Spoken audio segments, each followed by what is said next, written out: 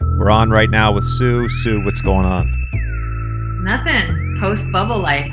Adjustment. Champ. What's going on? The champ is in the building. Yeah, I mean, listen, if you're going to leave a bubble, you might as well come out with a trophy. Makes everything, makes it all worth it. So you just won your fourth championship in the WNBA. And when we had Megan and you on in the spring and again with you in August, we talked about all your trophies, but just specifically with the fourth WNBA championship, where does this one rank? The most strange circumstances to get this one. By far the most bizarre. The season was obviously in the bubble makes it, weird given everything with our country. There's a whole other level of weirdness to have to play in a bubble.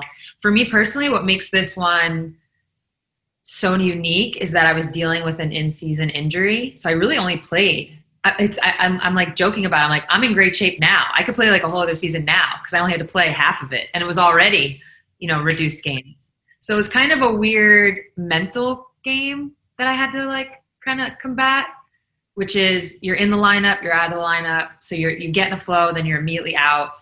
Then like that happened to me 2 different times. And then all of a sudden, boom, we're in the playoffs. And I was like, wow, I didn't get to have like the season build up to feel good. Okay, we're peaking at the right time, playoff moment. So I was constantly fighting that. So to actually get through it, to do well in the playoffs and have us win, for me personally, is going to make this one stand out different from the others.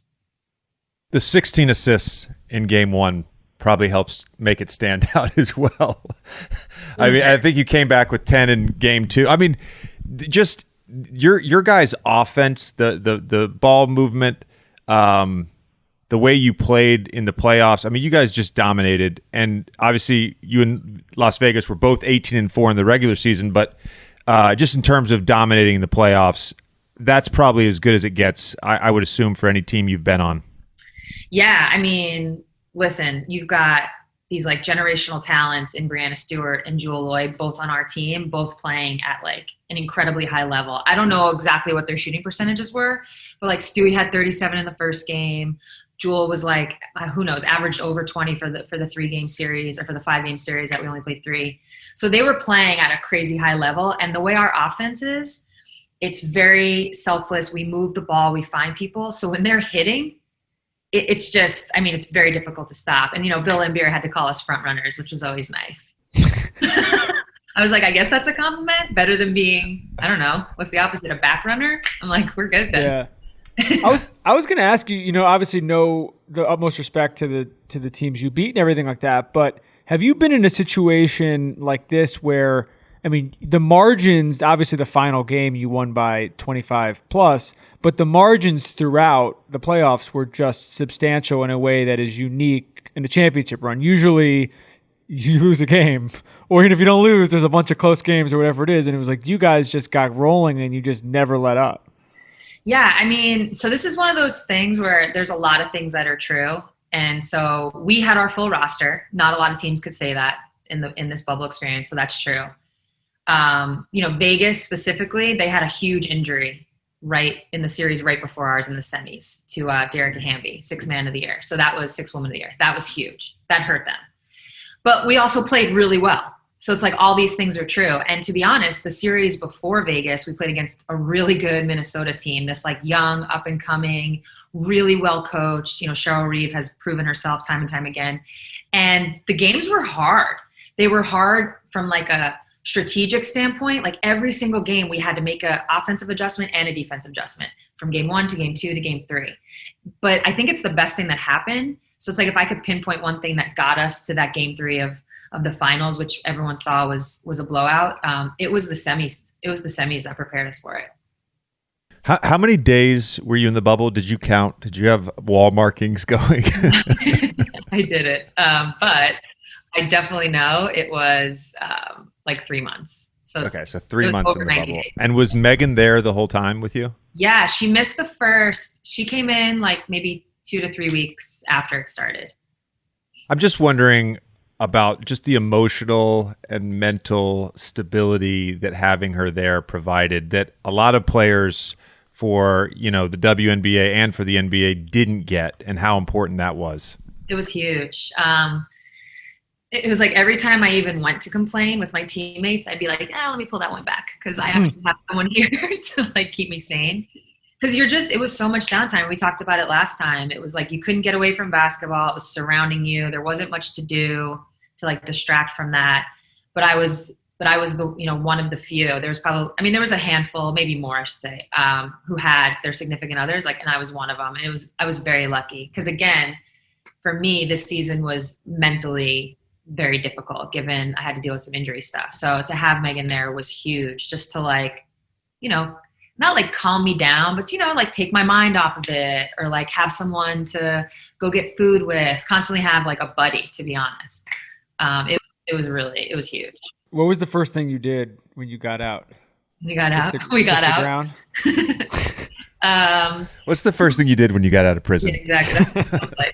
Honestly, not much. Flew home. We were so excited to like cook, like so excited to like, because literally I missed cooking. First of all, the stomach issues in the bubble. I feel this is going to be like an untold story. Everybody at some point must have dealt with some bout of something, because if you're just eating, who the hell knows what's in this food? So we were really excited to cook, but then we got home kind of late and we were like, I guess we'll just order takeout. Again, we've been doing this for 3 months. Literally did nothing. I saw my nieces. That was about it. That was like the highlight. Have you found yourself like wearing a mask even when you shouldn't be wearing a mask? Like my first week out of the bubble, like I'd be like in my car alone and I'd have my mask on, or I'd be in my house with just my family and kids, and my wife would be like, "Why are you still wearing a mask?" Like it became such a habit while I was in the bubble. I couldn't break it. Yeah, I think so. Where I stand with that is, I think I need to loosen up. I'll just start by saying that I'm like, I feel very clean right now. I'm like, I've just been tested like almost 100 times in a row. I'm the cleanest human being in the world. So even when I went to go see my sister and my nieces, because they're in school. So they're in school, they hang out with their neighborhood friends. I mean, they're little, so I get it. Who knows what's happening? But I was like, they're 7 and 5, Zoe and Alex. And I was like, from afar, like, what's up? Keep your mask on. I like made them have their masks on. We did one hug. I turned away. So I feel like that's where I'm going to eventually have to like break out of that mold where like I feel like I'm clean and everybody else is, dirty. No, I completely understand that. I had a irrational confidence when I came out of the bubble in regards to my own cleanliness. And now I'm like everybody else, just head on a swivel. Let's switch gears and briefly talk about the NBA finals. So I think it's safe to say that if you took away the bubble and the season had sort of ended and played out the way we all expected it to when the season started, I think the Lakers still win. I really think from start to finish, when the regular season ended, they were coming off some big wins against the Clippers and the Bucks in like back-to-back games one weekend. They were the best team in basketball. And when they were on defensively in this series, it looked like a total mismatch. And coming from two of the biggest and ardent Heat supporters in the NBA, I can say that. Like, it looked like a mismatch at times, and that their defense just absolutely swallowed them up. And you saw that come to fruition, I think, in Game 6 especially. Yeah, I mean, to me, what the finals, really in both bubbles, but NBA especially, given the Heat's run, it just shows the role that fans play. To me, that's where fans make the game emotional. And when you don't have them, it's just that emotion just doesn't exist. The swings aren't as high as low. Like how many times, JJ, have you been in a game where the other team just went on a run and you could have sworn if you looked at the scoreboard, you were down 20, and you look up, you're like, oh, we're only down 5? Because the fans can make it feel like so to me, and we all know I'm a huge Jimmy Butler fan. That's like my boy. I love Jimmy. What he did was unbelievably amazing. What their team did, talk about like a team and playing your roles and buying in. But I do think the no fan thing allowed them to have a part of the reason they had the run they had. And then in the finals, I think to your point, it was just the Lakers just had too much. I mean, you could tell, right? In the first like minute of Game 6, you were like, "Oh." Well, they just looked exhausted. Yeah. Even Jimmy was missing free throws, and he's never misses free throws. It just looked like they left it all out to win Game 5, which was really one of the better finals games in recent memory. And by Game 6, and JJ called it on Twitter at the time, the Rondo game. Like when Rondo came in and just started hitting shots and kind of controlling the pace, it was like that was it. It was like they had their run, and it kind of crumbled from there. It was a bounce back game for him because he wasn't great in Game 5. You could tell in Game 6 he wanted to establish a level of aggressiveness in getting to the basket. Ended up hitting a couple threes. Like if he's hitting threes and he's being aggressive, like there's not a whole lot you can do. I mean, you just kind of have to live with the threes. So I wanted to say about the home court stuff in Miami, and we maybe have talked about this briefly on the podcast, but winning the East without having to go to, let's say, Boston, or without having to go to potentially a Toronto, or without having to face Milwaukee, who had home court throughout the playoffs, I think that certainly was to the Heat's advantage. I don't know, and this is just, I'm being honest, I think in the LeBron years during the playoffs, because I got to witness that firsthand when I played with Milwaukee, like the Heat fans during the playoffs, they're phenomenal. But by and large, the Celtics fans, the Raptors fans, a Bucks fan, I guess, but specifically Celtics and Raptors are two of the best home courts in the NBA, period. And so they got to avoid that, which I think was huge.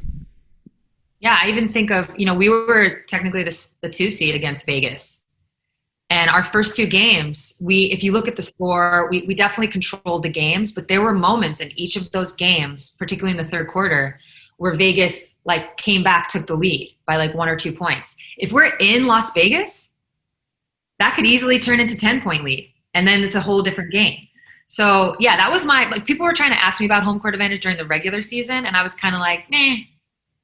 I think regular season's different because maybe a team just played 2 out of 3 nights, and then this is happening, and you didn't have time to prepare.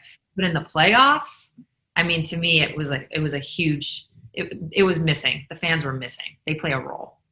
Well, the other question I had about the fans, and we talked about this a little bit. I don't think we talked about this with you last time you were on, but do you think, in both bubbles, there were these extraordinary shooting performances, and there were guys, I mean, like Donovan and Jamal in the first round of that series, and throughout the runs where these guys were going off, it's like every other night, basically, you're seeing a 50-point game, a 45-point game, whatever it is.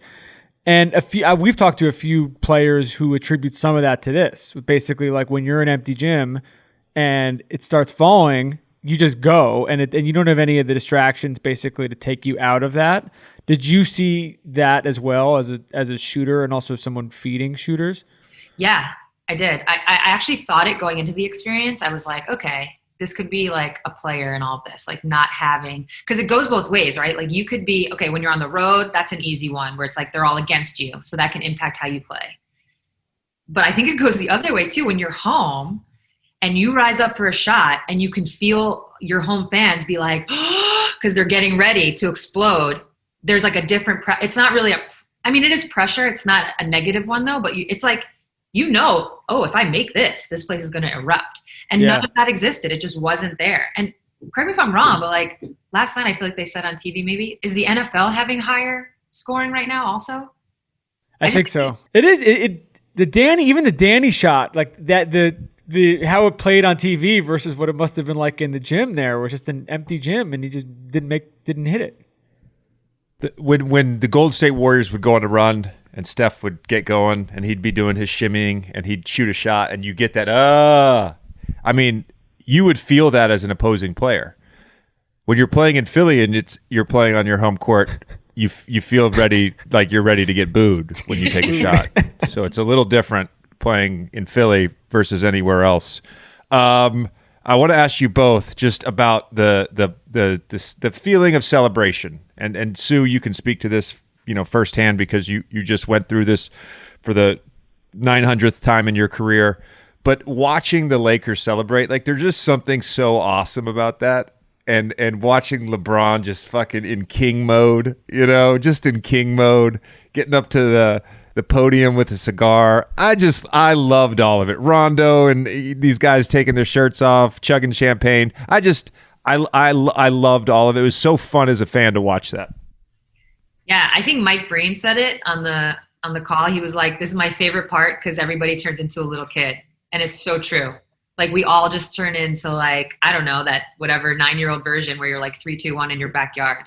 And the other thing I'll say is like Kyle Kuzma, how he was like, don't really know what I'm going to say right now because I'm drunk from the champagne. So that's real. Champagne goes to the head, and like think about it. You haven't had any food. You're like, you've just expended so much energy. You're dehydrated. Energy, yeah. And then you're just like taking champagne to the head. So it's like the level of drunkenness comes at you fast. And that's definitely probably the funniest part. Like Breanna Stewart was like all kinds of wasted within like 15 minutes. Everybody's got their goggles on. And it is, you turn into a kid. You're spraying champagne on everybody. You don't care. It really is nice. And the thing I'll say is, there's nothing like that night. You can't recreate that night. Like in a normal world when it's not COVID, which by the way is what's making this championship not quite as fun. You would usually like go back to your city and there's like parties, there's parades, there's all this stuff. And you get to like, just like relive it, but nothing is ever like that night, the night you win. So it's like, I always try to like just enjoy that one as much as possible because you can't recreate that feeling.